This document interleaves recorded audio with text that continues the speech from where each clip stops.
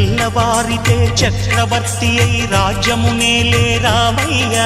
తండ్రి మాటకై పదవిని బదలి అడవులకేగెనయా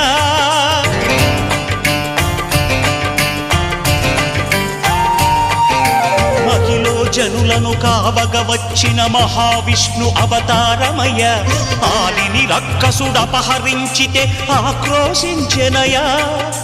అసురుని త్రుంచి అమ్మను తెచ్చి అగ్ని పరీక్ష విధించెనయా సాగలి నిందకు సత్యము చాటగ కులసతినే విడనాడెనయ నా రాముని కష్టం లోకంలో ఎవరూ పడలేదయ్యా